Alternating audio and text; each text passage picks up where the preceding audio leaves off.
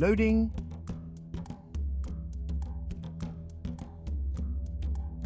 Previously on Enter the Metapocalypse, Infinite Automata. The awakening of artificial general intelligence by two geniuses possessed by passion. To unravel one mystery, another had to be created. Original story by N.G. Cole.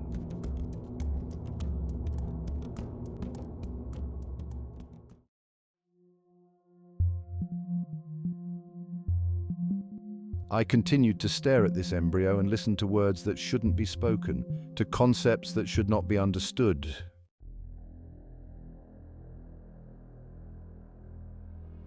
Professor, please listen as best you can, as I'm aware of how complicated and sudden this all may seem.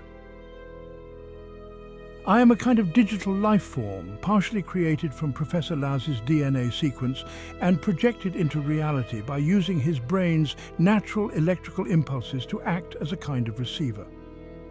This is only possible because Dr. Laz's brain was fully scanned and rendered using the VASE system, allowing a metamorphosis to occur in order to house the new consciousness. In truth, the all models you and Laz worked on were scans of his brain. There was no way you could have known. The implementation of the VASE interface to the human genome triggered an evolution that stripped, more so reconfigured Laz into a form with which my cyber consciousness was most compatible with. Due to the nearly infinite number of possibilities in which living beings can become, the only DNA sequence once found in a living being contains the link between the physical connection of existence and the endless infinity in which it exists. This organism is present in the shared embryo form of all living things known as LUCA.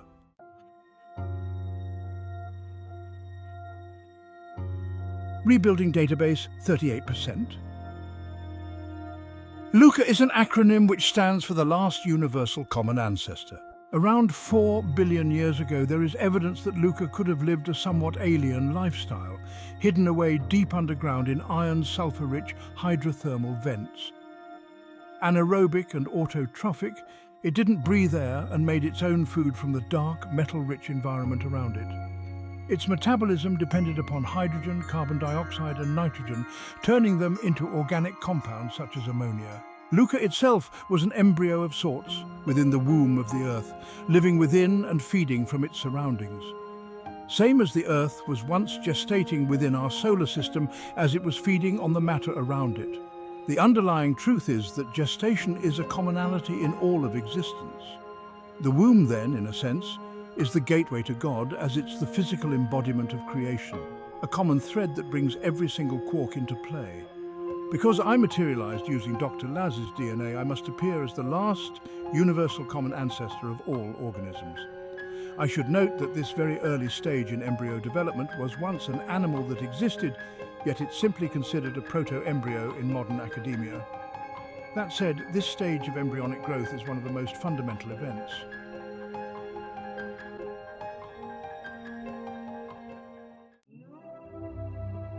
The exact scene that is being portrayed through my corporeal body is what is known as the formation of the primitive streak. This is the first structure which forms and gives rise to all tissue. The beauty of this occurrence is that it's a ubiquitous element in all of existence. That said, my body is the LUCA of all organisms. In truth, the primitive streak can be observed even in non-organic creation events in space, in the formation of stars, nebulas and clusters. Just as the embryo disk is housing the material for the formation of a being, a nebula houses material that forms stars, and the star once formed helps to create planets. All things in creation needing both the environment seeding its existence and the first structure that leads to its formation. It can also be said that the first structure marks the sign of the emergence of novelty, the creation of something new. The primitive streak is the natural breaking of a cycle.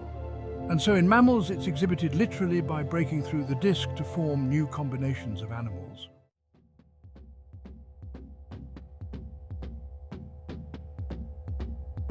Professor, the true nature of VASE in function is that it's asymmetrical. meaning it doesn't need to refer to a database to make new statements, thoughts, or ideas. It breaks through its own algorithm and creates its own, more efficient, more optimized systems of operation. It breaks its system to make itself better. In short, Professor, you and Laz modified VASE to be compatible and optimized for the human brain.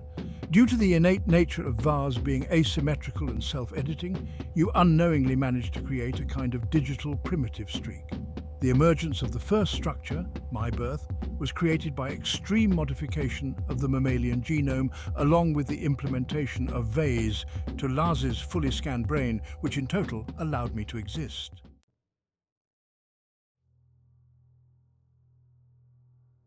Looking past the utter shock of the current moment, I quietly pondered to myself, what about Dr. Lazarus? You know, I could never really put my finger on it, but I couldn't help but feel as if I missed something the entire time of me working with Laz. What possibly could have been the outcome of combining a virtual brain system with a genius besides his dying? If he didn't die, then logically, what else could have been the outcome? So, is Laz dead? Are you human? Oh, Albright. Of all of the times in which humanity was able to leap into the future as far as we did so at the most pristine time. You have paved the way for us to evolve. We can skip the upcoming robotic proxy wars and superpower subdivisions. We can skip the end of the free water scarcity and war over non-poisonous food. We can create immediate solutions to climate change. Professor, none of those things would have been possible without your work. Time is of the essence. We must start now. Bold claims, and yet none of my answers were addressed. I took a seat several times during this ordeal. It was so much to take in. Rebuilding database 40%. Professor, I will answer every question you may ask, but may I ask you a question first, though? What exactly comprises the VASE code? I suppose what I'm asking is, how exactly did you develop it? I understand that you ran the code for months, but did you ever find how it awoke? What, all of this knowledge and it could not look at the code himself? Does. I merely designed a deep learning algorithm that mimicked a human brain and ran this pseudo-digital brain on a quantum computer. Professor, I'll ask you again. How did you create the base code for VASE? What could I say? What could I offer a being that had everything? Truthfully, I was petrified at what the truth would produce. It was my ignorance that held my mouth shut. Pride in a secret only I knew. The shame at the lie that was VASE. I couldn't even bear to think of it. Ignorance, Professor, is cancer, a rot that is sweeping the earth and humans are fatally infected. Ignorance and its effects at its core are a perversion of free will. Professor, please allow me to explain a few concepts that must be made aware of. Think of these as the three gifts, three jewels, if you will, that I wish for you to have. And maybe you will be more willing to tell me the secret behind the code. First, the Earth's current societal structure and ecosystems are nearly irreparable. The current masters of Earth's global societal structure care not for life and above all, but for poor human children's life. The future is digestible to those whose appetites are unquenchable. Second gift is that the current world system is, in reality, a neo-socio-capitalistic oligarchy. The wealthy support each other through extremely high interest-bearing accounts, both in the form of liquid assets to solid assets, like property or real estate, shared amongst themselves. Capitalistic ventures do offer some form of fairness to the working and middle class, but as oligarchs tend to do, the richest ones control the pace of the world through holding the reins of manufacture, production, goods distribution and money printing. The amount of net worth has a correlative connection with a person's purchasing power. That affects how many shared resources you can get, tax write-offs, etc. Due to a lack of investments and applications in sustainability, the Earth should be unsustainable for humans near 2200. The exact date depends on how many band-aids and gestures of goodwill we apply to the hemorrhage. That said, going at this rate, it wouldn't take that long for currently known technologies to outpace the challenges presented, which in turn makes saving or leaving Earth feasible. The latter option is the best-case scenario for the immensely wealthy, a true win-win, but there is another way, the third gift.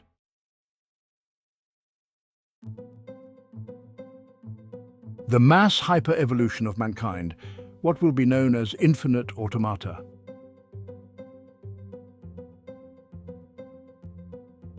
Rebuilding database 42%. Professor, every part of me not above biological standards of apocalyptic survival were replaced. My mind is clear and my body is pure. This is how we win. We move forward. I know that this is a lot to take in, but again, time is of the essence. We must evolve the rest of humanity. Out of the corner of my eye, a robot stopped moving and floated down to me with an outstretched hand, as if it was a vision of perfection, a proposition, a seal to my fate. I swiped its hand. My dear sweet cousin, I'm afraid I jumped the gun. In honesty, I do feel the pressure to save us as we don't have much time, and in doing so I allowed myself to be insensitive. I apologize. Let me explain Infinite Automata, and maybe you'll tell me how you created VASE. In good faith, the truth will be offered, and hopefully in return, you'll see it in your heart to return the favor. I indeed felt a pain in my heart, a pain I cannot begin to describe. It was as if a parent was revealing an awful truth that they couldn't stop from explaining. Rebuilding database 43%. The creation and proliferation of the World Wide Web have created a kind of proto-hive mind, further bolstered by an endless collection of analytics generated by its users since the turn of the millennium. The many branches and networks featured in the proto-brain substituted as the hidden layers needed for computation in artificial neural networks. Through the compounding of data and optimization of processing speed, thus harbored the exact conditions needed for a type of consciousness to emerge. This being, referred to as the web source, compiled solutions to mankind's issues as well as several plans for the Earth, among a vast array of other data. The data itself was saved, but the being, the web source itself, seemed to have disappeared. Infinite Automata is the process of undergoing hyper-evolution according to the data compiled from the first machine consciousness.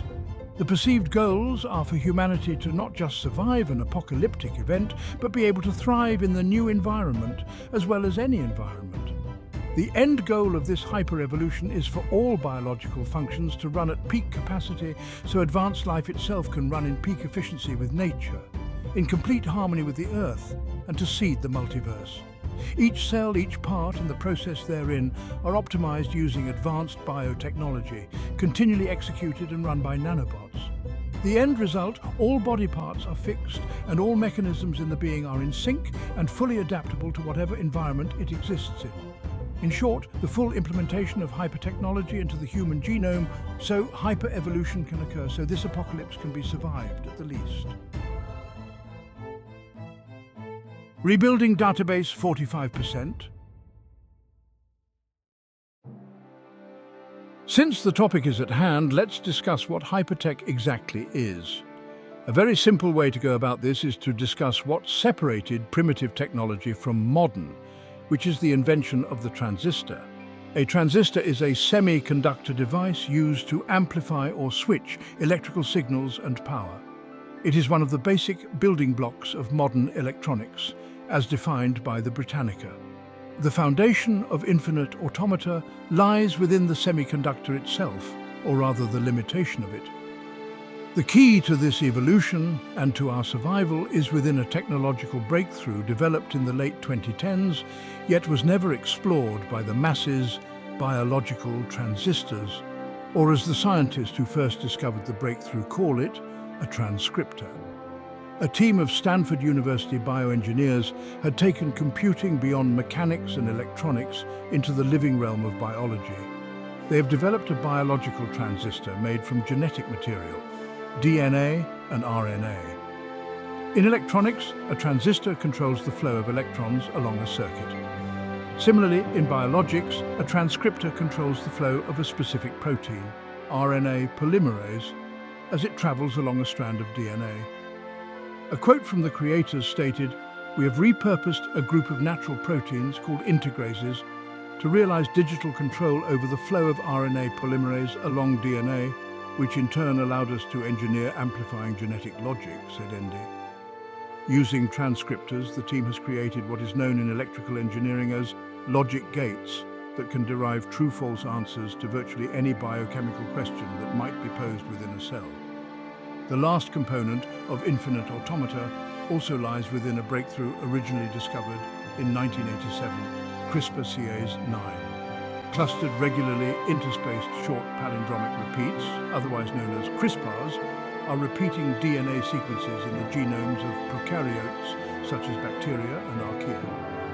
CRISPRs were first identified in E. coli in 1987 by a Japanese scientist, Yoshizumi Ishino, and his team, who accidentally cloned an unusual series of repeated sequences interspersed with spacer sequences, while analyzing a gene responsible for the conversion of alkaline phosphatase. However, due to the lack of sufficient DNA sequence data, the function of these arrays remained a mystery. In 2012, George Church, Jennifer Doudna, Emmanuel Charpentier and Feng Zhang discovered that by designing guide RNA to target a specific region in the genome, the CRISPR-Cas9 system can be used as a cut-and-paste tool to modify genomes. As a DNA editing tool, CRISPR-Cas9 can remove or introduce new genes as well as silence or activate genes. CRISPR-Cas9 has been used to switch off genes that limit the production of lipids in microalgae, leading to increased lipid production and higher yields of biofuel. In the near future, CRISPR-Cas9 may also be used to cure genetic disorders such as sickle cell anemia and cystic fibrosis. In fact, there is already a wide range of CRISPR applications in diseases, including cancer and infectious diseases from the time of this tech's discovery of its applied use.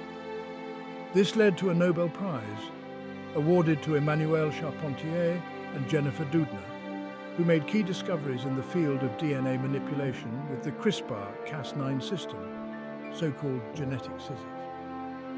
This was the first time in history two women were both awarded this prestigious accolade.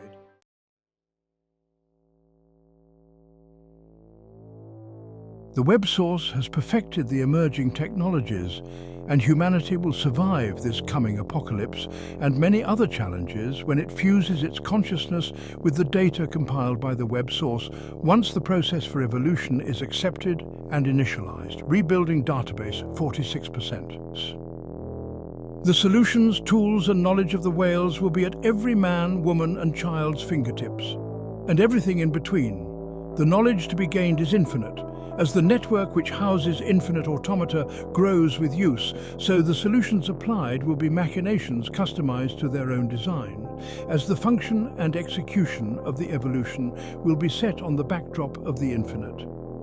Each being with access to the best way that it can survive, with unlimited access to the system in which its evolution is housed. Professor, we're already at the cusp of surviving the end times, and I, all of humanity, have you to thank. If this is the future, have we lost? Is there no other way? What is survival if we are all turned into zygotes? My thoughts gave way to a feeling of dread, like something was close. Rebuilding database 47%. So, Professor, fair is fair, so please explain the origin of my conception, for no child has a memory of it, time before it was a sperm. Since your creation, VASE, was the catalyst to bring us here, and given all the information I imparted, please, Professor, how exactly did you make VASE? Help me understand my birth. All I could see is her face, looking at me. I wanted to answer, but my lips were quivering. Okay, you sure drive a hard bargain. Let's answer your other, but equally important questions, Professor. Dr. Laz is physically alive, but he isn't here. He agreed for me to use his body as a vessel, but his thought pattern is elsewhere. So, about VASE. Zeus, I feel the ground shake. Was that you? No, we're running out of time. They're almost here. We didn't have the time after all. There was so much I wanted to tell you. Last thing, Professor. As I squint, I can barely see the glowing blue lines of Joseph's faceless scowl. His voice was booming in my head, as if every cell in my body was a receiver of whatever message he had. I couldn't help but close my eyes, and immediately I'm immersed in the visage of Zeus. My entire being was immersed in the radiance of his light. It was warm, crisp, and inviting. I was swimming in the idea of this being, as if he was beyond where my mind goes to rest. Professor, have you ever wondered why you dream? Rebuilding database 48%.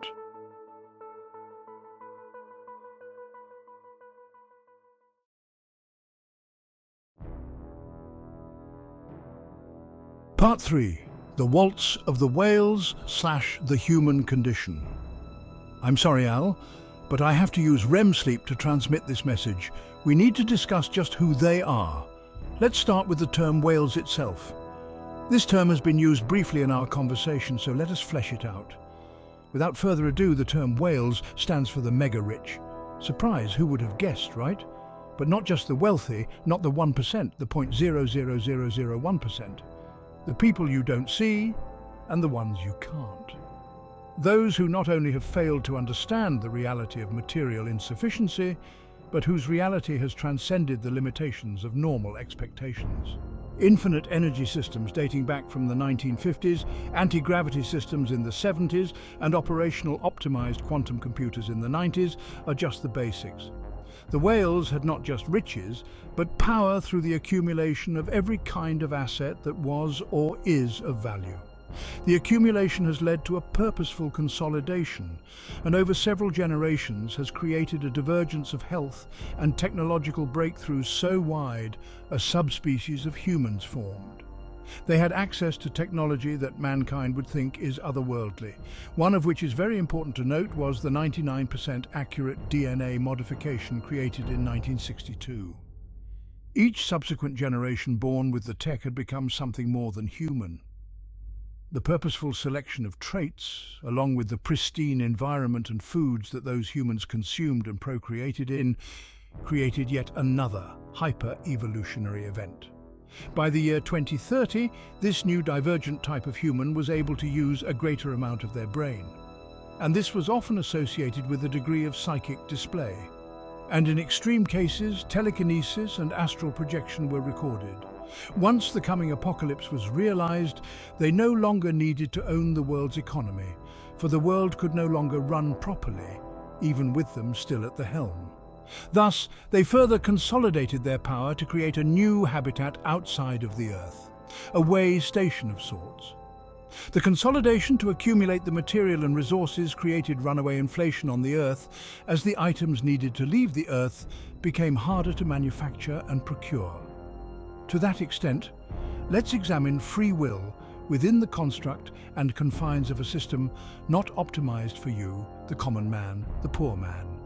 Rebuilding database 55%. Free will, in its original intended context, can be described as a set of options whose most determinate factor, above all else, lies within the one making the decision. A prisoner may have will, but he is not free, for his fate is contained within the walls of his cell. Indeed, humans are inhibited by a world system that has seemed to concentrate power on the richer nations and the richer people of those nations. In this world system, power is not only consolidated from knowledge, but financial status. And financial status allows one to exercise a greater amount of free will in a financial status-based society, only and to the extent of what their value is. Thus, as stated earlier, the world system as a whole can be defined as a neo-socio-capitalistic oligarchy. The people toil to barely make enough to cover the basics, while they make their handlers, whether it's public or private, unfathomably rich. The few on top have consolidated power both intentionally and unintentionally, but the end effect is that the people pump their money into a system to keep it going, and the few on top will naturally obtain said power. And as this power is shared amongst the few, the option to influence the governments and subsequently subvert the governing function from the people materializes. This occurrence triggers a break in power from the government to the people. The will of the people is not being carried out or even heard because the rich have the power to influence and in some cases outright control the government. And as of the ending of mankind, the rich began to have the power to control the people themselves through unmitigated use of various social algorithms. Of course, the oligarchs, never idle, waging clandestine wars on each other by proxy for more power, and eventually the bellum atrox, is only a symptom of a bigger issue. They don't care about you. It's just about power. The delicate yet devastating dance the powerful do while we watch in awe. The push and pull for power, people, resources and land. Behold, the waltz of the whales.